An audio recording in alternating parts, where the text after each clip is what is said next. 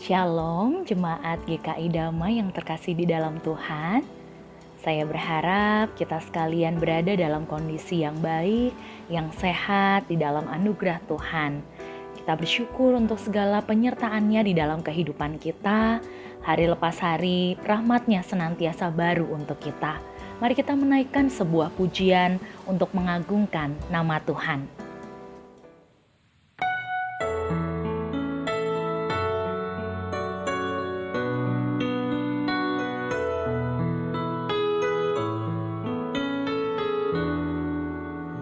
Meski tak layak diriku, tetapi karena darah-Mu dan karena Kau memanggilku, ku datang Yesus padamu.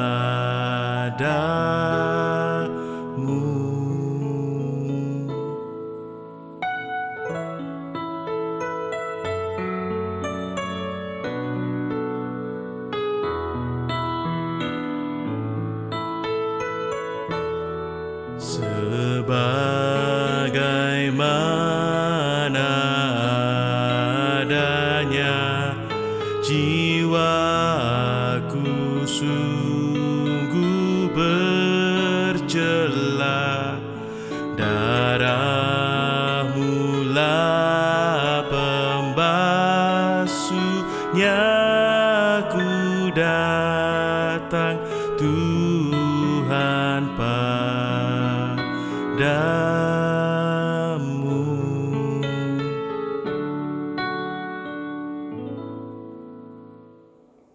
Mari bersama-sama kita berdoa. Bapa yang baik, kami bersyukur untuk hari yang baru yang Tuhan percayakan kepada kami untuk kami jalani. Kami bersyukur kalau kami masih boleh menghirup nafas yang Tuhan karuniakan kepada kami. Karena itu berarti Tuhan masih mau memberikan kepada kami sebuah kesempatan sekali lagi untuk memuliakan Tuhan di hari ini. Sebelum itu semua, kami rindu datang kepada Tuhan. Kami rindu untuk mendengarkan Engkau bersabda bagi kami. Di masa Prapaskah ini kami rindu untuk semakin dekat dengan Tuhan, menghayati isi hati Tuhan bagi kami. Sebentar lagi kami akan merenungkan firman-Mu, kiranya Roh Kudus yang menuntun kami di dalam kebenaran, menolong kami untuk mengerti apa yang Tuhan inginkan untuk kami kerjakan. Kami serahkan waktu ini ke dalam tangan pimpinan-Mu ya Tuhan, dalam nama Tuhan Yesus kami berdoa. Amin. Bapak Ibu sekalian, judul renungan kita pada pagi hari ini adalah tidak ada kemuliaan tanpa penderitaan. Firman Tuhan terambil dari Markus 10 ayat 35 sampai 40. Saya akan membacakan ayat yang ke-35 sampai ke-37. Berbunyi demikian. Lalu Yakobus dan Yohanes, anak-anak Zebedeus, mendekati Yesus dan berkata kepadanya, "Guru, kami harap supaya Engkau kiranya mengabulkan suatu permintaan kami." Jawabnya kepada mereka, "Apa yang kamu kehendaki aku perbuat bagimu?" Lalu kata mereka, "Perkenankanlah kami duduk dalam kemuliaan-Mu kelak, yang seorang lagi di sebelah kanan-Mu dan yang seorang di sebelah kiri-Mu." Bapak, Ibu, Saudara sekalian, di dunia ini terkenal ada 3 ta: harta, tahta, wanita. Tentu jika itu untuk pria. Jika untuk wanita tinggal dibalik, harta, tahta, pria, begitu ya. Itu adalah hal-hal yang diincar untuk didapatkan di dalam dunia ini. Tidak jarang segala cara ditempuh demi mendapatkannya. Berbicara tentang tahta adalah berbicara tentang posisi atau kedudukan yang tinggi. Siapa yang tidak menginginkannya? Memiliki otoritas, pengaruh, dan terpandang tentu adalah hal yang menyenangkan, bukan? Setidaknya banyak orang berpikir, ketika saya mendapatkannya, tentu ada banyak sekali keuntungan yang didapatkan. Demikianlah yang juga ada dalam pemikiran 2 murid di lingkaran terdekat Tuhan Yesus, yaitu Yohanes dan Yakobus. Mereka menginginkan untuk menjadi orang-orang yang terpandang di dalam kerajaan Allah. Mengapa mereka meminta demikian? Karena konsep yang ada di dalam benak mereka tentang Yesus adalah bahwa Tuhan Yesus itu merupakan Mesias yang akan memerintah secara duniawi. Artinya, memiliki pemerintahan yang akan mengenyahkan penjajahan Romawi yang pada waktu itu berkuasa atas Israel. Bila dibandingkan dengan ayat paralel di bagian ini, yaitu pada Matius 20 ayat 20 sampai 28, maka di sana Yohanes dan Yakobus datang bersama dengan ibu mereka untuk meminta secara pribadi kepada Tuhan Yesus. Amat menarik bahwa hal yang mereka minta di sini, mengingat jika kita perhatikan perikop ini berada setelah pemberitahuan ketiga tentang penderitaan Tuhan Yesus. Ia sendiri yang mengatakan kepada murid-muridnya akan kengerian yang ia jalani. Tuhan Yesus mengungkapkan bahwa ia akan ditangkap, diolok-olok, dianiaya, dan dibunuh. Sesudah itu, 3 hari kemudian ia akan bangkit. Tuhan Yesus memberitahu isi hatinya bahwa sebagai Mesias, Juru Selamat dunia, ia akan menjalani pelayanan yang tidak mudah demi penyelamatan manusia berdosa. Kira-kira, Bapak Ibu Saudara, jika kita hadir sebagai murid-murid pada waktu itu, apa yang ada dalam pikiran kita? Tepat setelah pemberitahuan Tuhan Yesus itulah, Yakobus dan Yohanes mendatangi Tuhan Yesus untuk meminta menjadi penguasa dalam kerajaan Allah. Mata dan hati mereka tertuju kepada kemuliaan.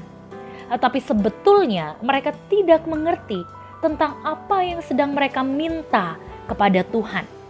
Karena itu Tuhan menjawab mereka demikian, "Kamu tidak tahu apa yang kamu minta. Dapatkah kamu meminum cawan yang harus kuminum dan dibaptis dengan baptisan yang harus kuterima?" Di sini Tuhan Yesus hendak mengatakan bahwa kemuliaannya tidaklah terlepas dari penderitaan, bahwa ia harus menghadapi pergumulan, bahkan mati dengan cara yang mengerikan sebelum mengalami kebangkitan yang menunjukkan kemuliaannya. Dengan meminta posisi, kedudukan yang mulia itu, sebenarnya Yohanes dan Yakobus melupakan esensi mengikut Kristus. Seharusnya sebagai murid-murid Kristus, apalagi mereka yang dekat dengan Yesus, mereka semakin mengenal Dia. Semakin mereka memahami tujuan Kristus datang untuk melayani, bukan untuk mencari kedudukan atau posisi.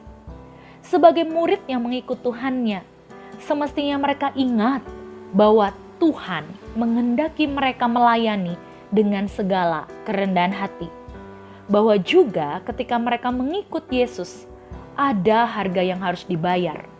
Bahkan jikalau harganya adalah sebuah penderitaan.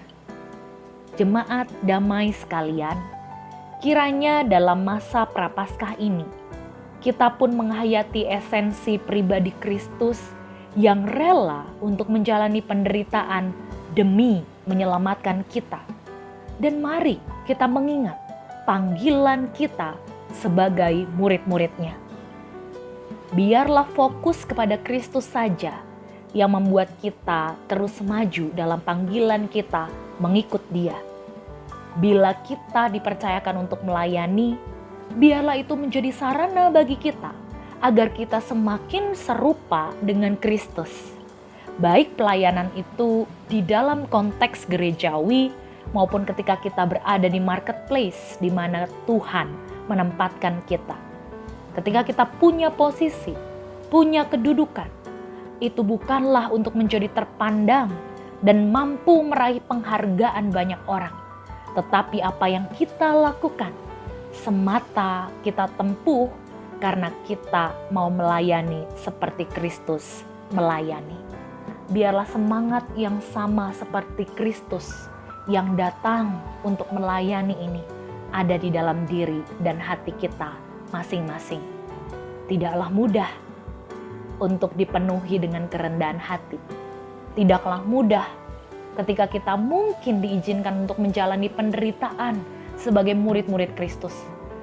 Tetapi biarlah mata kita tertuju hanya kepada Tuhan yang memampukan kita. Kiranya Tuhan menolong kita. Mari kita berdoa.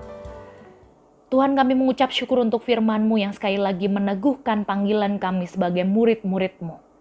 Engkau menginginkan kami untuk menjadi orang-orang yang tidak berebut posisi untuk meraih banyak simpati dari orang-orang, ataupun kami mencari kemuliaan bagi diri kami.